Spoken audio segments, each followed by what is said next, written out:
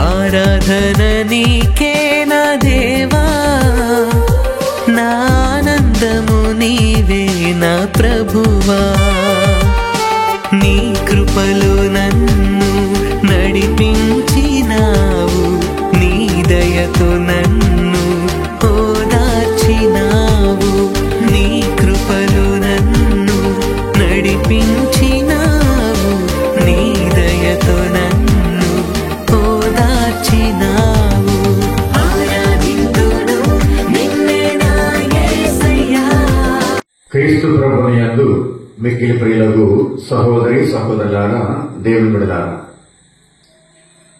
ఈరోజు మనమందరం కూడా సామాన్య 26వ ఆదివారాన్ని కొనియాడుతూ ఉన్నాం.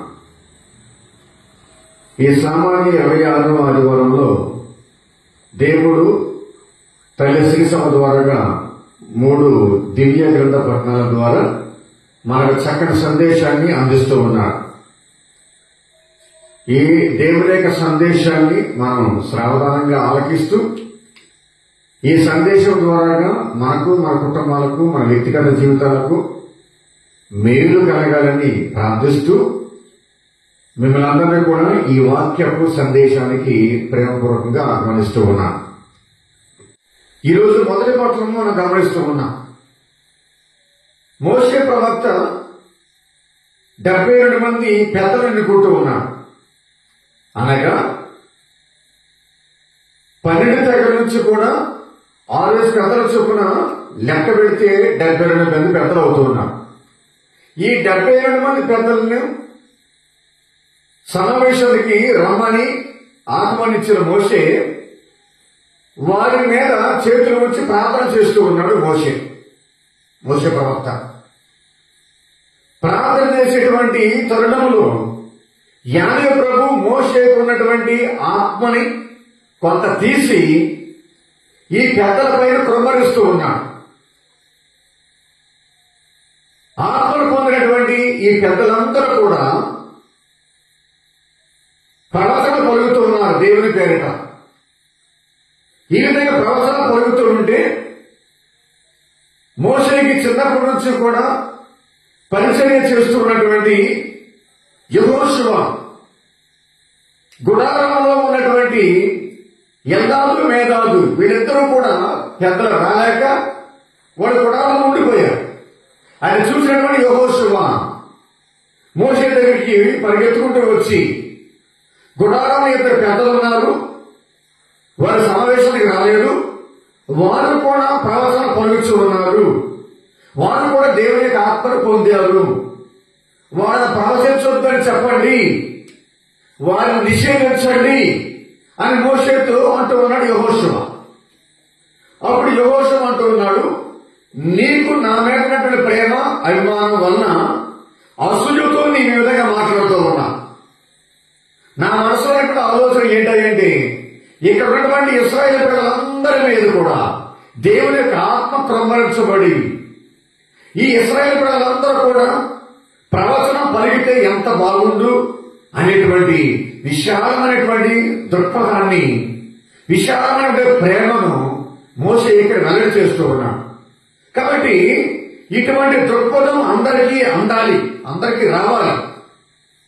ప్రతి ఒక్కరు కూడా దేవుని కృపను పొందాలి, ప్రతి ఒక్కరు కూడా దేవుని యొక్క ఆత్మను పొందాలి, ప్రతి ఒక్కరు కూడా దేవుని దీవెనలు పొందాలి.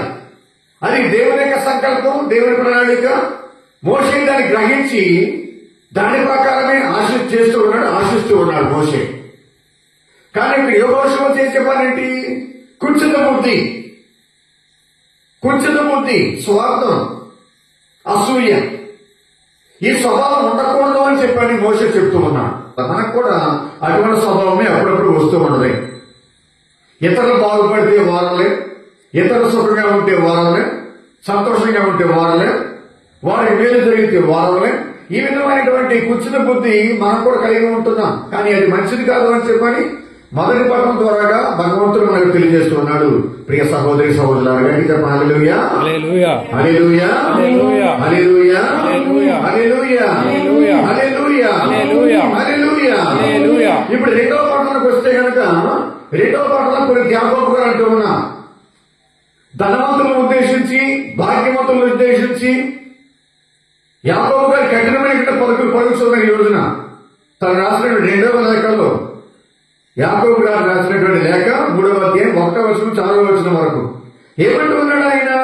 ధనవంతులు, భాగ్యవంతులు, సిరి సంపదలు గలవారు రాబోయే రోజుల్లో కష్టాలు పడాలి, బాధలు పడాలి, వారికి మరణాలు ఉంటుంది, వారికి శ్రమలు రాబోతున్నాయి.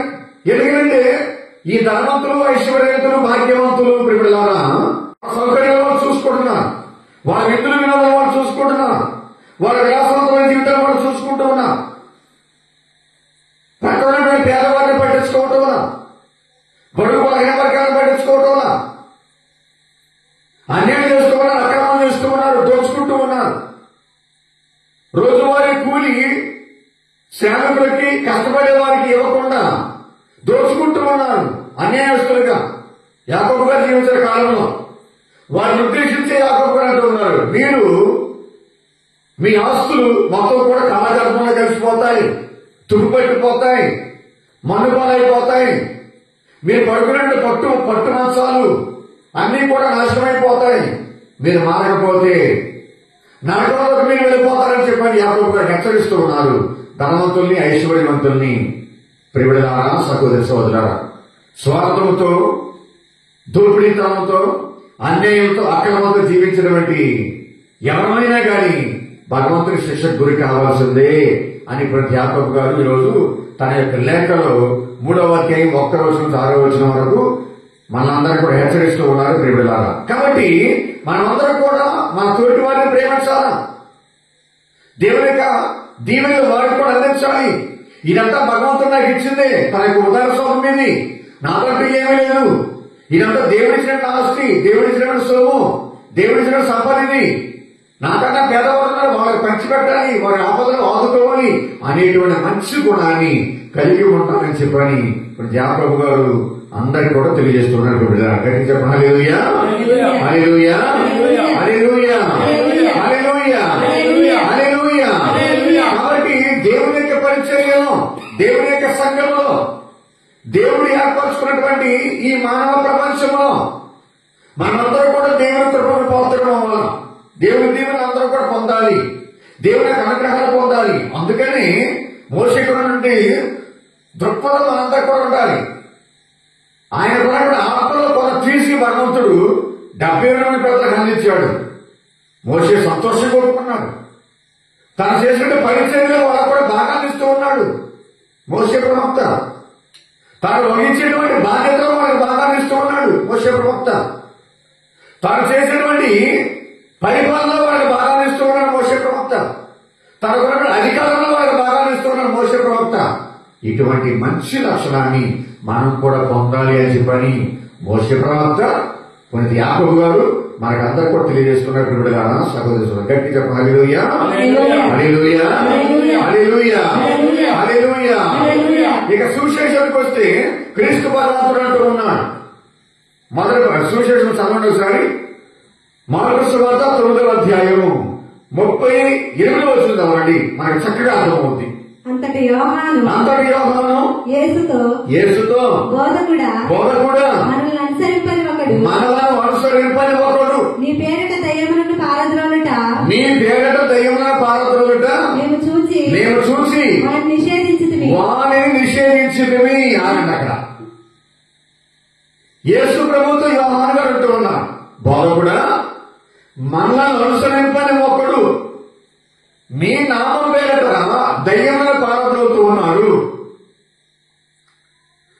మేము నిషేధించితిమి, నువ్వు ఆ పని చేయొద్దు, ఆపై అని మేము గట్టిగా హెచ్చరించాం అతన్ని. ఇక్కడ మనం ఒక చక్కని విషయాన్ని ఒకటి గమనించాలి. మనలను అనుసరింపని ఈ పదం ఒకటి, మనలను అనుసరింపని ఈ పదం ఒకటి మనం ధ్యానం చేద్దాం.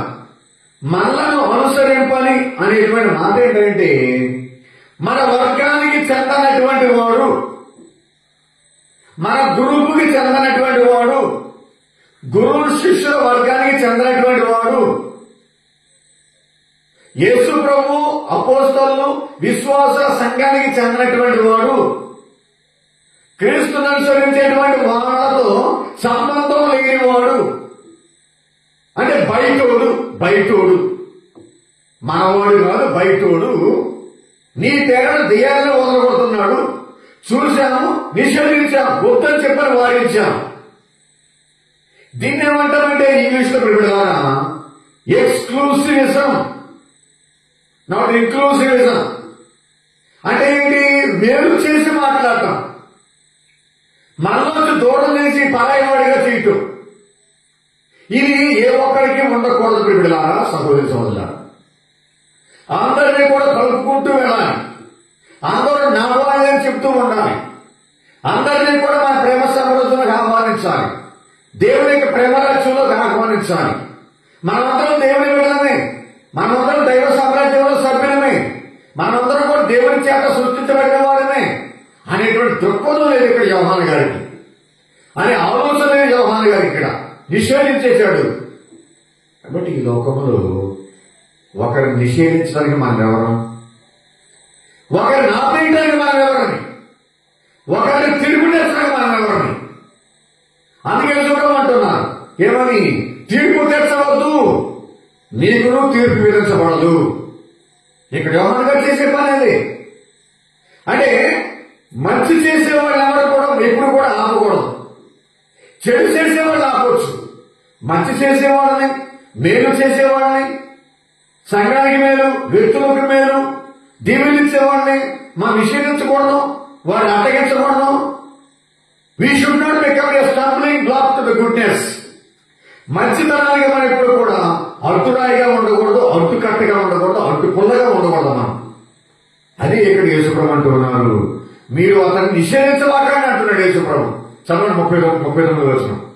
అందుకు యేసు మీరు అతన్ని నిషేధించవలదు, ఏలైనా నా పేరిట అద్భుతములు చేయవాడు వెంటనే నన్ను గూర్చి దుష్ప్రచారం చేయగలడు. గమనించండి, ఇక్కడ మన మానవ ప్రపంచంలో మనమందరం కూడా ఏం చేస్తూ ఉంటామంటే ఒక భయంకరమైన పొరపాటు చేస్తూ ఉంటాం. మనం క్షమించడానికి పొరపాటు చేస్తూ ఉంటాం. మనం కులమని, మతమని, వర్ణమని, వర్గమని, జాతీయత భావం, ఈ విధంగా అనేకమైన గ్రూపులు చేసుకుని ఈ గ్రూపుల మధ్య నేను గొడవ పడుతూ, తగాదాలు పడుతూ, హింసను సృష్టిస్తూ ఉన్నాం మనమందరం కూడా. కాబట్టి ఇవన్నీ కూడా ఉండకూడదు, గ్రూపిజం ఉండకూడదు, వర్గ పోరాటాలు ఉండకూడదు అని యేసు ప్రభు ఈ రోజున ఇప్పుడు యోహాను గారికి చెప్పినట్లుగానే మనకు కూడా తెలియజేస్తున్నారు పిల్లలారా, సహోదరి సహోదరులారా. కాబట్టి ఈ విధంగా వర్గం, వర్ణం, గ్రూపు అనేటువంటి భావాలతో ఉంటే కనుక ఎదుటివారు మంచి చేస్తే మనం ఓరవలేం, ఎదుటివారు అద్భుతాలు చేస్తే మనం ఓరవలేం, ఎదుటివారు సేవ చేస్తుంటే ఓరవలేం. నేను మాత్రమే చేయాలా, ఆ సేవ నేను చేయాలా, నేను మాత్రమే అద్భుతాలు చేయాలా అనేటువంటి భావంతో మనం ఉంటూ ఉంటాం పిల్లలారా, సహోదరి సహోదరులారా. ఇది ఉండకూడదు. ఆ అద్భుతాలు చేసే వ్యక్తి కూడా యేసు ప్రభు నామాన్ని వినియోగించుకుంటూ ఉన్నాడు. In the name of Jesus he is casting out the demons. యేసు ప్రభు పేరు మీద కానీ దయ్యాన్ని వదలగొడుతున్నాడు. కాబట్టి అతను యేసు ప్రభు శత్రువు కాదు, యేసు ప్రభు వ్యతిరేకి కాదు. అతను యేసు ప్రభునికి శిష్యుడే, యేసు ప్రభునికి అనుసరుడే, యేసు ప్రభునికి విశ్వాసే. యేసు ప్రభువులో విశ్వాసం ఉంది కాబట్టి అతను దెయ్యాలను వదలగొడుతున్నాడు. ప్రియమిత్రులారా, సహోదరి సహోదరులారా, ఇది మనం గమనించాలి. మనం మాత్రమే చేయని అవసరంలా దేవుడు ఎంతోమంది ద్వారాగా ఈ ప్రపంచంలో దీవెనలు, ఆశీర్వాదాలు, అద్భుతాలు తనకు ఆపశక్తి ద్వారాగా ఈ లోకానికి మంచిని చేస్తూ ఉన్నాడు. కాబట్టి ఈ విషయాన్ని మనం గుర్తుంచుకుని చక్కగా జీవిస్తూ ఉండాలి. అందుకని మనం చదువుతూ ఉంటాం కదా, మార్కు సువార్త 9వ అధ్యాయం 39, 40, 41 ఈ 3 వచనాల్లో మనం గమనించిన విషయం ఏంటంటే ఈ ప్రపంచంలో అనేకమైన గ్రూపులు ఉన్నా కానీ, వర్గాలు ఉన్నాయి కానీ ఉండవలసినటువంటి గ్రూపులు రెండే రెండు. ఉండవలసిన గ్రూపులు రెండే రెండు. ఆ 2 గ్రూపులు ఏంటంటే దేవుని తరపున ఉండేటువంటి వర్గం, సైతాను తరపున ఉండేటువంటి గ్రూపు. కోసం పనిచేసేటువంటి వ్యక్తులు, సైతాన్ కోసం పనిచేసేటువంటి వ్యక్తులు, ఈ రెండే గ్రూపులు ఉండాలి. అదే తప్ప ప్రదేశాన్ని బట్టి, పరిస్థితులను బట్టి, సమయాన్ని బట్టి, సందర్భాన్ని బట్టి అనేకమైన గ్రూపులు చేసి ప్రపంచం ముక్కలు ముక్కలుగా చేయడానికి కాదు. ఇక్కడ దేవుని తరపున ఉండేవాడు, దేవునికి వ్యతిరేకంగా ఉండేవాడు, సైతాన్ తరపున ఉండేవాడు, సైతానికి వ్యతిరేకంగా ఉండేవాడు. ఈ రెండే రెండు గ్రూపులు ఉండాలని ఈ 3 వచనాలు మనం చూస్తూ ఉన్నాం. ప్రియ దేవుని బిడ్డలారా, సహోదరి సహోదరులారా, అందుకని గమనించండి, ఈ రోజు సువిశేషంలోనే 42వ వచనం చదివితే మనకు అర్థమవుతుంది. చదవండి ఒకసారి 42వ వచనం. నన్ను విశ్వసించు ఆ, ఈ చిన్నవారిలో నన్ను విశ్వసించు ఈ చిన్నవారిలో ఏ ఒక్కడైనా పాపి అగుటకు కారకుడగుట కంటే అట్టివాడు తన మెడకు పెద్ద తిరుగటి రాయి కట్టబడి సముద్రంలో పడద్రోయుట వానికి మేలు ఆగండి. ఇక్కడ ఈ 42వ వచనంలో ఈ చిన్నవారంటే ఇక్కడ వయసులో చిన్నవారు కాదు, చిన్నపిల్లలు కాదు ఇక్కడ అర్థం. దీని అర్థం ఏంటంటే చిన్నవాళ్ళంటే సాంఘికంగా, ఆర్థికంగా, శారీరకంగా, ఆధ్యాత్మికంగా బలహీనులుగా ఉండి విశ్వాసంలో ఇప్పుడిప్పుడే ఎదుగుతున్నటువంటి సంఘస్థులు, వ్యక్తులు, వాళ్ళని మనం నాశనం చేయకూడదు, వాళ్ళని మనం పాడు చేయకూడదు, వారి విశ్వాసాన్ని మనం కాలారేయకూడదు. మన ప్రవర్తన ద్వారా ఏ విధంగా పాడు చేయగలం మనం? అవకాశం అంటే ఏంటి? రెండు అవకాశాలు ఉన్నాయి. ఇప్పుడిప్పుడే దేవునిలో, క్రీస్తులో, మతంలో ఎదిగేటువంటి బిడ్డలను నాశనం చేయడం అనేది 2 మార్గాల ద్వారా అవుతూ ఉంటుంది. మొదటి ఏంటంటే బై గివింగ్ బ్యాడ్ ఎగ్జాంపుల్. అంటే ఏంటి? దుస్సుమాతృక. మన చెడు జీవితం ద్వారాగా, మన చెడు నడక ద్వారాగా, మన చెడ్డ క్రియల ద్వారాగా ఇప్పుడిప్పుడే క్రీస్తు సందేశంలో, మతంలో ఎదిగిన వ్యక్తులను మనం పాడు చేస్తూ ఉంటాం. అప్పుడే చిగురించిన విశ్వాసం అనేది తగ్గిపోతూ ఉంటుంది, ఎండిపోతూ ఉంటుంది. ఇప్పుడు అటువంటి చిన్నవారిని మనం పాప కోపంలోకి నెట్టకూడదు, మనం ఇచ్చిన దుస్సుమాతృక ద్వారాగా. రెండోది ఏంటంటే ప్రియుడలారా, సహోదరి సహోదరులారా, ఈ విధంగా ఇప్పుడిప్పుడే విశ్వాసం ఎదిగేటువంటి వారి మీద మనం ఎక్కువ భారమైన భారాన్ని వాళ్ళ మీద మనం మోపకూడదు. భారమైనటువంటి భారాన్ని వాళ్ళ మీద మనం మోపకూడదు. మతపరమైన భారం వాళ్ళ మీద మనం ఎక్కువ మోపి వాళ్ళని భయపడేలా మనం చేయకూడదు అని యేసు చెప్పిన మాట. అటువంటి వ్యక్తులకి ఎటువంటి కఠిన దండన, వారి మెడగా తిరగటరాయి కట్టి వేయబడి సముద్రం పడవేయటం ఉత్తమం, మేలు వచ్చి పని యేసు ప్రభు అంటూ ఉన్నాడు. గట్టి చెప్ప హల్లెలూయా, హల్లెలూయా, హల్లెలూయా, హల్లెలూయా, హల్లెలూయా. అలాగే ఈరోజు సువిశేషంలో వచనాలు 43వ వచనం నుంచి 47వ వచనం వరకు యేసు ప్రభు చెప్పేటువంటి మాట ఏంటంటే, నీ చేయి నీకు పాపకారణమైనచో దానిని నరికి పారవేయము. నీ చేయి నీకు పాపకారణమైనచో దాన్ని నరికి పారవేయము. నీ కన్ను నీకు పాపకారణమైనచో దాన్ని పెరికి పారవేయము. 2 కాళ్ళతో, 2 చేతులతో, 2 కళ్ళతో నరకలోకి వెళ్ళటం కన్నా 1 కంటితో, 1 కాలుతో, 1 చెయ్యితో పరలోక రాజ్యానికి వెళ్ళటం ఉత్తమని యేసు ప్రభు అంటూ ఉన్నారు. ఇక్కడ 4 వదిలిపెట్టేశాడు యేసు ప్రభు. అదేంటది? నాలుక. ఈ నాలుక ద్వారా కానీ మనం చాలా అంటే చాలా పాపాలు చేస్తూ ఉన్నాం. కానీ 4 ప్రస్తావన ఇక్కడ యేసు ప్రభు తీసుకురాలా. ఈ 3 తీసుకున్నాడు. ఇక్కడ తన అర్థం ఏంటంటే కాలు నరికేయమని, చెయ్యి నరికేయమని, కన్ను పెరిగేయమని అర్థం కాదెక్కడ. ఏంటంటే ప్రియులారా, సహోదరి సహోదరులారా, సకల మానవులందరూ కూడా రక్షణ పొందాలి. విశ్వ జనీయమైన రక్షణ సకల మానవులందరూ కూడా అందాలి. మనం పరలోక రాజ్యం చేరుకోవడానికి, రక్షణ పొందడానికి, నిత్య జీవం పొందడానికి, మోక్షానికి వెళ్ళడానికి, ఇటర్నల్ రెస్ట్ అంటే శాశ్వతమైన విశ్రాంతిని పొందడానికి అందరూ కూడా కాంక్షిస్తూ ఉన్నాం, శ్రమిస్తూ ఉన్నాం, పోరాడుతూ ఉన్నాం దేవుని యొక్క రాజ్యంలోకి వెళ్ళడానికి.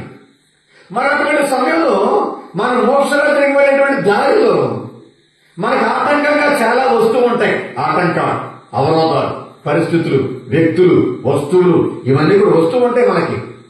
అటువంటి సమయంలో మనం ఏం చేయాలి? వాటిని మనం నిర్దాక్షిణ్యంగా కట్ చేయాలి.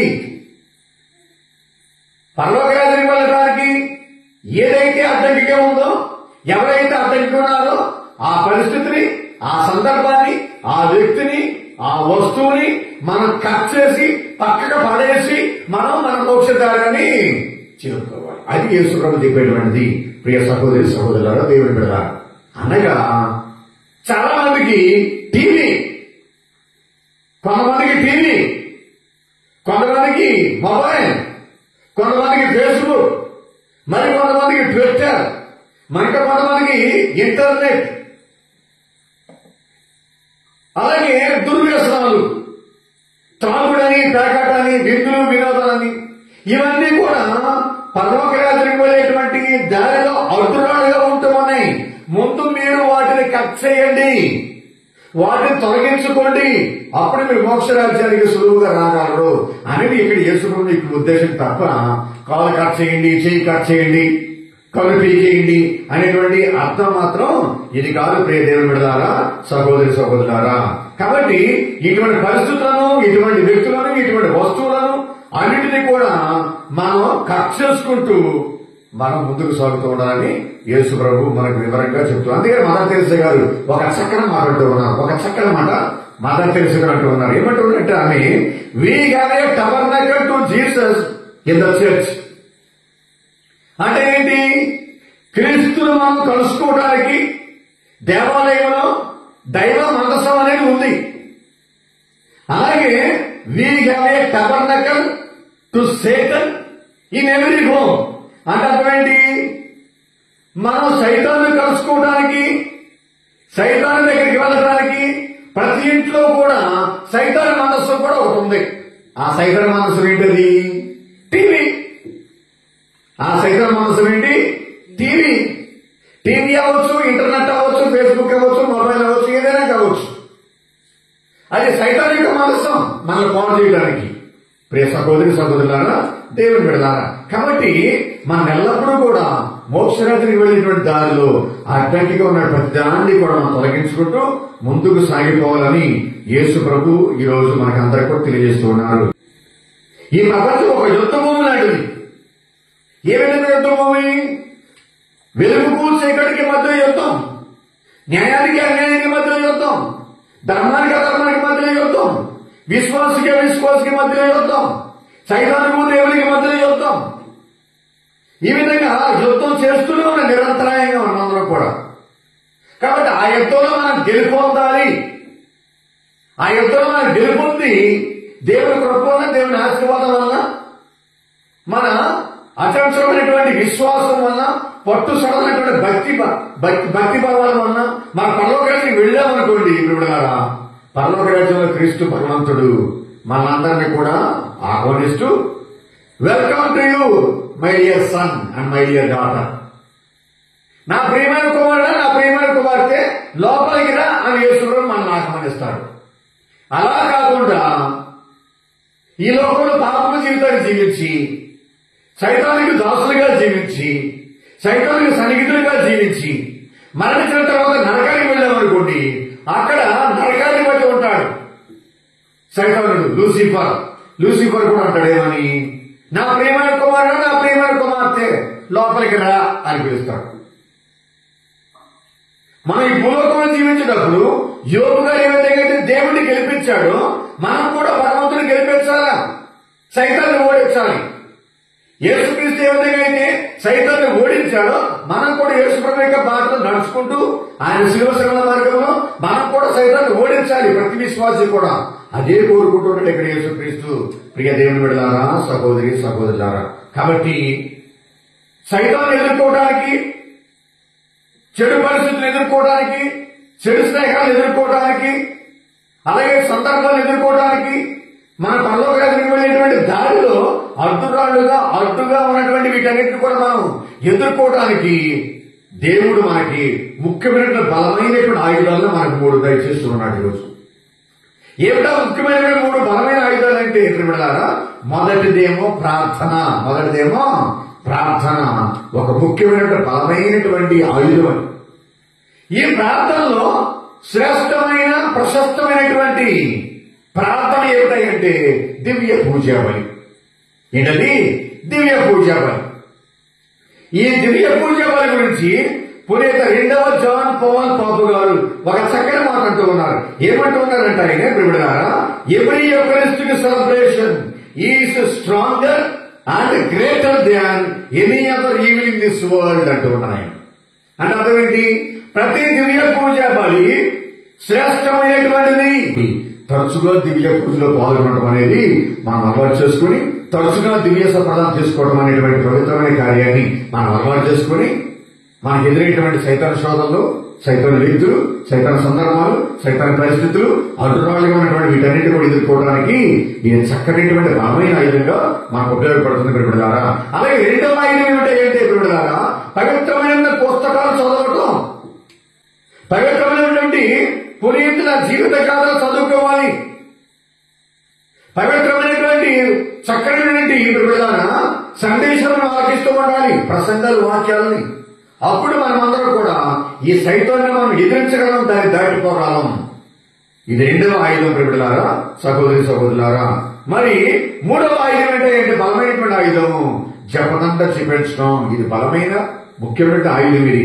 అందుకని మరియ తల్లి ఎక్కడ దర్శనమిచ్చినా గాని, ఈ ప్రపంచంలో మరియ తల్లి ఎక్కడ దర్శనమిచ్చినా గాని ఆ తల్లి చెప్పేటువంటి సందేశం ఒకటే, జపదంతా చెప్పండి ప్రపంచ శాంతి కోసం, జపదంతా చెప్పించండి లోక రక్షణ కోసం. జపదంతా చెప్పిస్తే సైతాన్ని మీరు ఎలాగ దొక్కేసినట్టే. జపదాన్ని చేత్తో పట్టుకోండి, జపదాన్ని మెడలో ధరించండి, జపమాలు చెప్పించండి.